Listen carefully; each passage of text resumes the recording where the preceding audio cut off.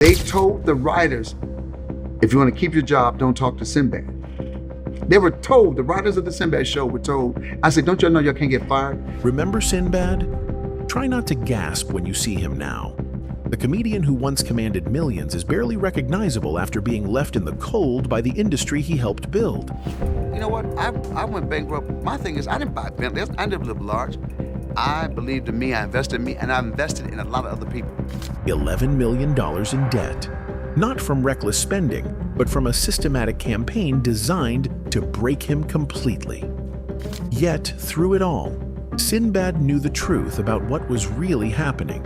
Hollywood didn't like me. Hollywood never, to this day, never felt me. Oh, dude, I was, see, what happened, they thought, because I was dirty when I started, but I cleaned it up because I said I want my mother and father to come to the show. I was still militant, so I got there, and they would come talk to me like, oh, he's not what we thought he was. Now, for the first time, he's revealing exactly what happened and how the industry really works when you refuse to stay in your place. In 1993, Sinbad was untouchable. His HBO special Afros and Bell-Bottoms dominated cable. A Different World had run for 4 successful seasons with him as coach Walter Oakes. Fox executives were so confident in his pull that they handed him his own sitcom, The Sinbad Show, scheduled to air after their powerhouse Monday night lineup. But there was a problem brewing behind the scenes. Sinbad wasn't your typical grateful entertainer. While filming at various studios, he'd started asking uncomfortable questions. Why were there no black camera operators? Why was he the only black person with creative input? Why was the technical crew entirely white when the content was targeting diverse audiences? Oh, he's not what we thought he was. I said, oh, I'm not the nice Negro. So I demanded, hey man, I want to get some black camera people. I want to make sure some people are here. And then they go like, Sinbad doesn't work. I said, I wasn't asking. That executive meeting changed everything. When Sinbad demanded black crew members, he wasn't just making a request. He was exposing the entire racist infrastructure. But the phrase that sealed his fate was the last one. I wasn't asking you. In Hollywood's hierarchy, black entertainers were supposed to ask permission, not make demands. The retaliation came swift. The Sinbad Show premiered September 16, 1993, and was dead by April 21, 1994. Just 26 episodes. Despite decent ratings and strong reviews, Fox pulled the plug. No explanation, no second chances. The Whisper campaign had already begun. Like they did Monique. Yeah. Robert De Niro told me, if difficult to work with is because you know your craft. And I knew technology, I was talking about editing, and they looked like I was crazy. This is the 80s. I said, look, man, we get these cameras, we can shoot this, we can edit on set. And they were looking like this. We don't even want him in the room. That wasn't about personality conflicts. Sinbad understood the production process too well. He could shoot, edit, and produce his own content. In an industry built on keeping black talent dependent, that independence was dangerous. Projects that should have been naturals for him started going to other comedians. Steve Harvey got The Steve Harvey Show on the WB and ran it for 6 successful seasons. Meanwhile, Sinbad found himself fighting for scraps, guest appearances, small movie roles, anything to stay visible. When the career sabotage didn't break him, Hollywood deployed their most devastating weapon: financial warfare. By cutting off traditional revenue streams, they forced Sinbad into a trap that would destroy him economically. I never bought, I wasn't a Bentley guy or nothing. I took care of a lot of family, a lot of people. People understand, Hollywood never really dug me. They didn't get me. I paid for my tours. I paid for all that stuff. My movies, I had to go find. My brother was my manager. We found everything. While comedians like Eddie Murphy and Chris Rock had studio backing, Sinbad was financing his entire career out of pocket. His tours, his production company, even his attempts to help other blacklisted artists. Everything came from his personal funds. And I did my funk festival back in the day in the 90s. That came out of my pocket. You know, I lost an American Express card over that but I wouldn't change it. I would have still tried to make that work. The Funk Festival in the 1990s cost him hundreds of thousands. He lost his American Express card over the debt. But he was trying to create opportunities for artists who couldn't get traditional deals. essentially building a parallel entertainment system on his own dime. The financial pressure was relentless. While pursuing movie roles, Sinbad landed parts in House Guest with Phil Hartman and Jingle All the Way, opposite Arnold Schwarzenegger. Despite Jingle All the Way grossing $129.8 million worldwide, Sinbad found himself fighting for fair compensation and equal treatment on set. Then came the IRS problems. In 2009, Sinbad filed for bankruptcy, claiming he owed $2.5 million to California alone, but a clerical error got the case dismissed. The debt kept growing. Penalties, interest, more penalties on the interest. I would not change it. I would not go back. I look at the bankruptcy and losing a house. I say, you know what? God took that house, man. By May 2013, Sinbad filed again. This time, the numbers were staggering. $11 million in total debt. $8.3 million to the IRS for taxes from 1998 to 2006. $2.3 million to California's Franchise Tax Board. $375,000 to American Express. $32,000 to Bank of America, against just $131,000 in assets. The bankruptcy documents revealed he was earning only $16,000 per month, barely enough to survive, let alone pay down millions in debt. The trap had worked perfectly. While fighting financial ruin, Sinbad's body began paying the price for decades of stress. In November 2015, he underwent spinal fusion surgery that lasted 10 hours. The procedure involved welding vertebrae together, essentially sacrificing flexibility for stability. Surgery was good last night. Double fusion for the back. 10 hours, he tweeted from his hospital bed. The next day, thank everyone for their prayers. I shall be back up soon. This surgery was no joke. The medical bills were crushing for someone already in bankruptcy, but worse was coming. On October 25, 2020, Sinbad suffered an ischemic stroke. A blood clot traveled from his heart to his brain. Doctors performed an emergency thrombectomy to remove the clot. Initially, the prognosis looked promising. He was mobile and talking, just with some weakness. But the next day, another clot formed. Though smaller, it required a second surgery that took a little more from him than the first. His brain began to swell. Doctors performed a craniotomy to relieve pressure, but discovered bleeding. Sinbad was placed in a medically induced coma and put on a ventilator. His family was devastated. Survival rates for this type of event are approximately 30%. For months, Sinbad couldn't move his left side or hold his head up. After being slowly taken off the ventilator, he was transferred to the California Rehabilitation Institute in May 2021. 9 months after his initial stroke, Sinbad finally went home on July 7, 2021. But he needed round-the-clock care, intensive therapy, and medical equipment. The costs were astronomical for a family already financially devastated by his blacklisting.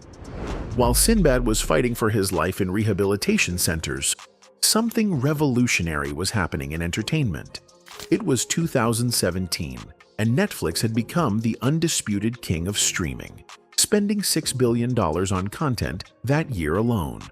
They were positioning themselves as the great equalizer, a platform where talent mattered more than politics, where diverse voices could finally find their audience, where the old gatekeepers couldn't control who got opportunities.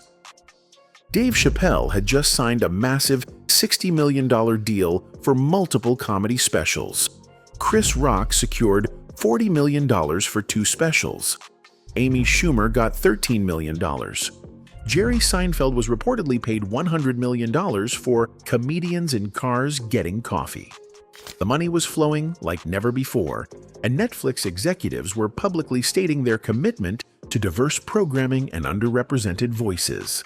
For someone like Sinbad, a proven draw with decades of experience, multiple HBO specials, successful movies, and a devoted fan base, this should have been the perfect opportunity for a comeback. His representatives reached out to Netflix, Hulu, Amazon Prime, and other platforms. The response they got revealed that the streaming revolution's promises of equality were just as hollow as Hollywood's had been. Would you do a special? Do you want to do a special? Yeah, they won't call me. They won't call you. Netflix, no. Wow. I try to get them. They said, we have an analytic structure. I said, what are you talking about? We have analytics to all about decide analytics, who should be on stage. I said, what's your analytic? Funny, ain't funny? Netflix's analytic structure was revolutionary and devastating.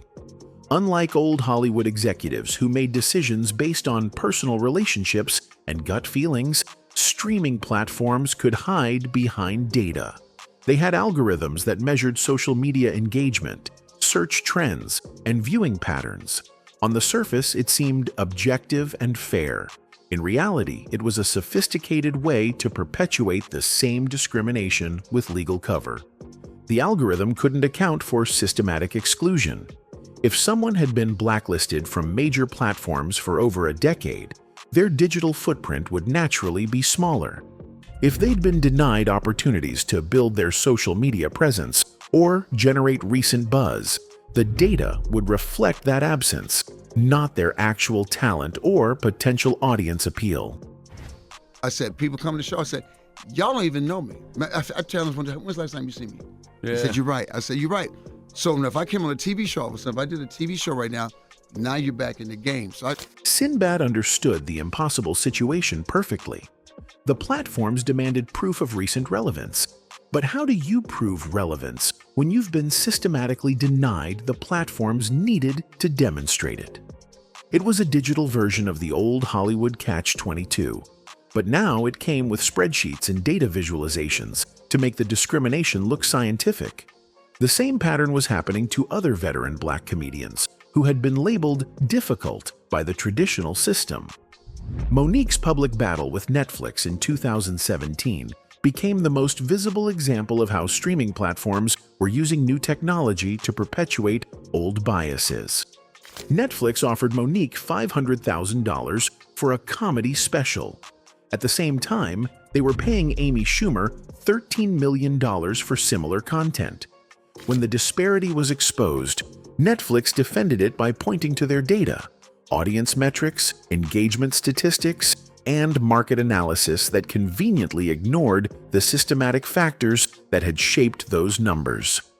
She was correct. When she said what they offered was an insult. People say, well, 500,000 to sneeze at. Yeah, but if your partners and everybody else is getting 10 million, 20 million, you do have to fight for your thing. Where she was right, Amy.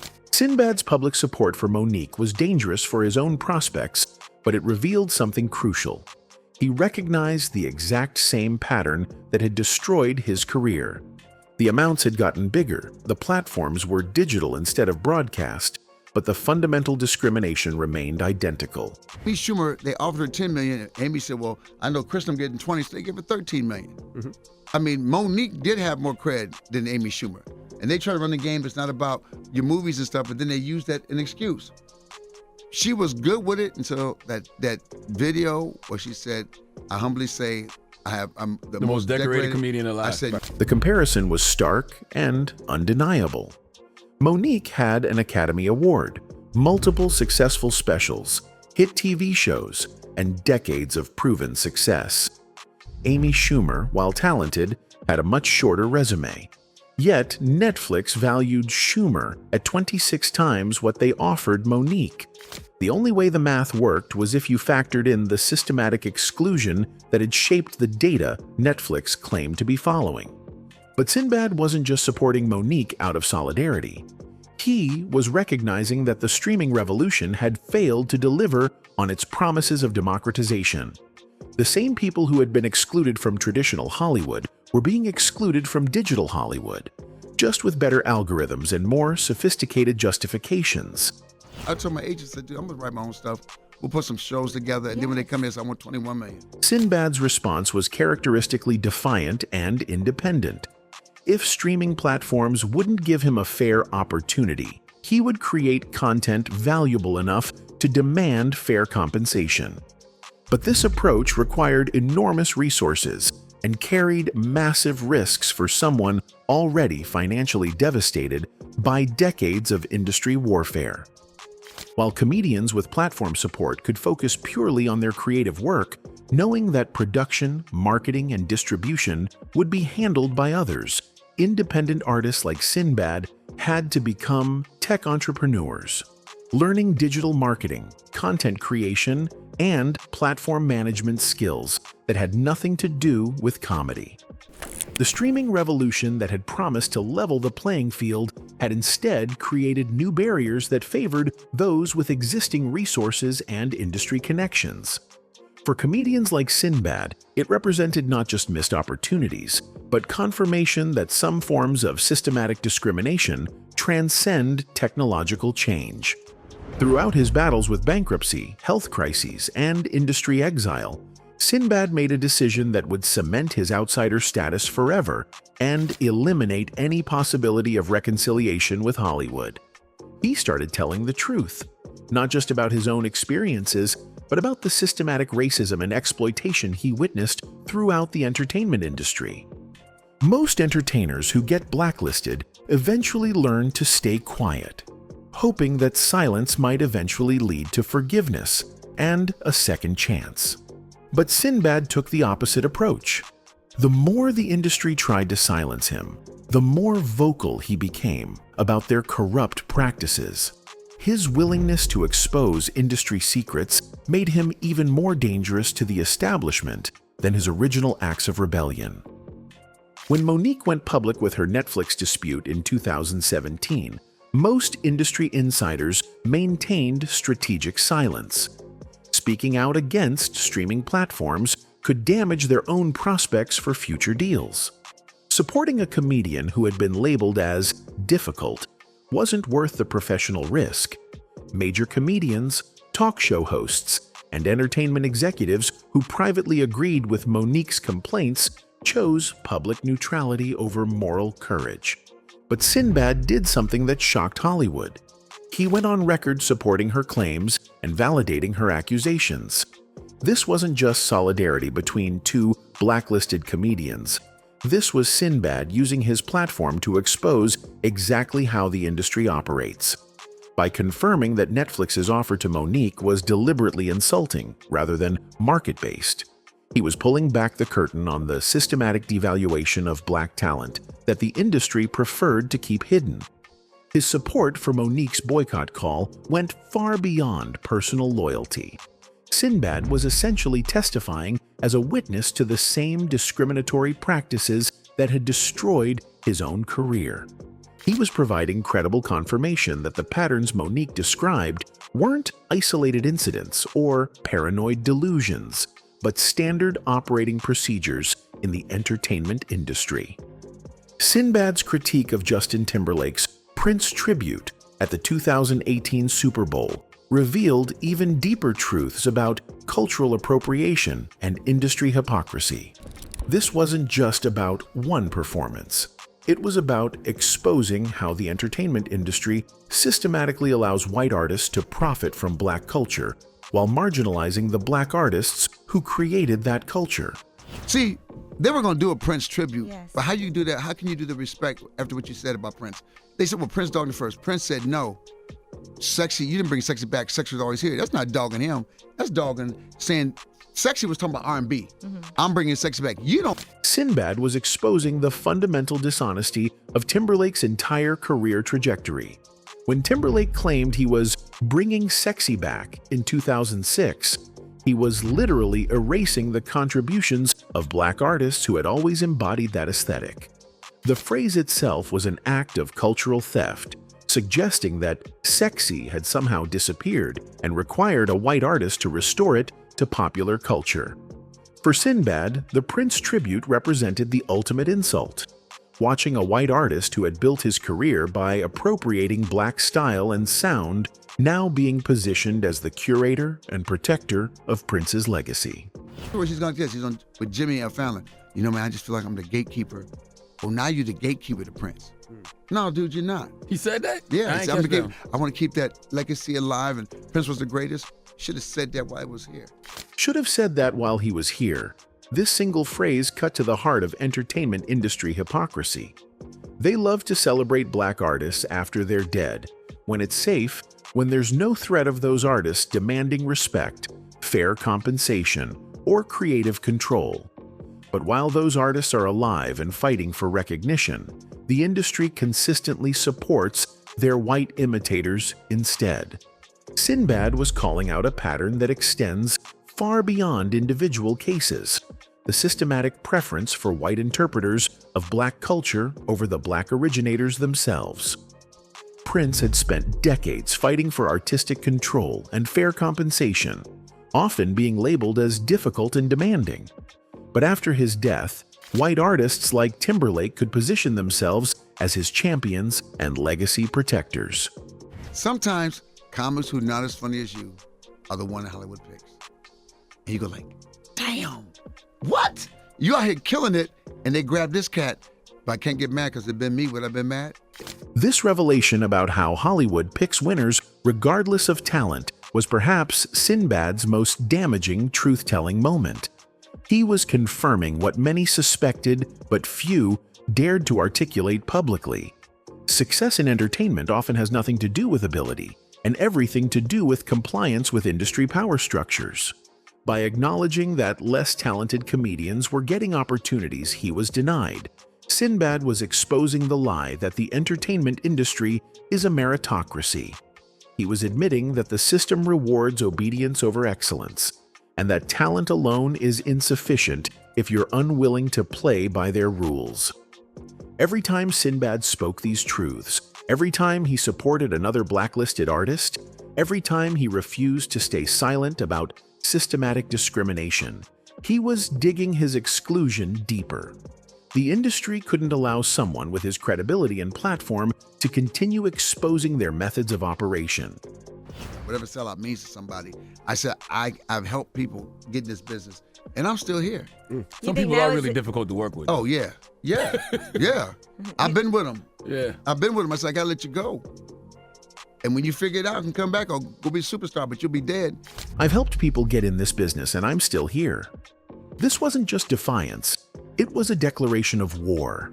Sinbad was announcing that despite everything they had done to destroy him, financially, professionally, and physically, he was still standing, still fighting, and still helping other artists navigate the same corrupt system that had tried to crush him. The industry's response was predictable and final. If they couldn't silence him through financial pressure, career destruction, or health crises, they would simply pretend he didn't exist. The ultimate blacklist isn't just denying someone opportunities, it's erasing them from the cultural conversation entirely, making their warnings and revelations disappear along with their presence. After surviving the stroke, bankruptcy, and industry blacklisting, Sinbad faced his toughest battle yet, relearning how to walk. For 2 years, he remained largely out of public view, undergoing intensive physical therapy and fighting to regain basic motor functions. And if I said, if I can make that crazy bank cool, and I ain't gonna lie, I wanted it. I wanted the mansion. I wanted to go to Spain, have a villa in Spain. I wanted all that stuff. That was my goals. But now I'm like this. I can look in the mirror. I never sold out to anything I didn't believe in. While others compromised their values for money and fame, Sinbad maintained something more valuable: his integrity. In March 2024, nearly 4 years after his stroke, Sinbad made his first public appearance via Zoom at a Different World cast reunion at Morehouse College. The audience's reaction was electric: cheers, tears, and standing ovations for a man who had literally learned to walk again. Days later, he posted his first Instagram video in over a year. "Thank you for your prayers, support, and positive thoughts," he said, his voice stronger than expected. "They've carried me this far and will see me through to the finish line." Greatest lesson I've learned over the last decade, it's never over. It's never over. There's no one defining moment that kills you or makes you. Everybody goes, what was that moment? It's a bunch of little moments. This philosophy sustained him through bankruptcy, blacklisting, and stroke recovery. While the industry tried to define him through moments of crisis, Sinbad knew his real story was written in thousands of smaller moments of integrity and resistance. The comments on his comeback video told the story. Wanda Sykes, Judd Apatow, Holly Robinson Pete, Howie Mandel, Cedric the Entertainer, Terry Crews, all welcoming back a man who had paid the ultimate price for refusing to compromise. His family created the Journey Forward website to track his recovery progress and raise funds for ongoing medical care. The costs of therapy far exceeded what insurance covered, adding financial strain to a family already devastated by decades of industry warfare. I got more people hating on me. I said, dude, I don't care about you. You think I said this for you? That unshakable confidence, the ability to perform anywhere, for any audience, regardless of industry politics, represents the kind of artistic freedom that can't be bought or destroyed. I said, people come to the show, I said, y'all don't even know me. I challenged one day, when's the last time you seen me? Yeah. I said, you're right. I said, you're right. So if I came on a TV show, all of a sudden, if I did a TV show right now you're back in the game. So I told my agent, I said, dude, I'm gonna write my own stuff. We'll put some shows together. Even after stroke recovery, Sinbad was making plans to create his own content. The man who had been forced to fund his own career for decades was still thinking independently, still refusing to beg for industry acceptance. In his March 2024 video, he ended with typical Sinbad humor.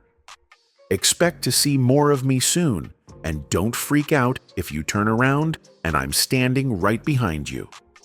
The comedian who had survived Hollywood's systematic destruction was promising a return on his own terms. The man they tried to turn into a performing monkey had spent decades proving that true artistry can't be caged, bought, or destroyed. In an industry built on compromise and control, his survival represents the most dangerous message of all. That integrity can outlast even the most ruthless machine. Anyway, that's it for the video, folks. Bye.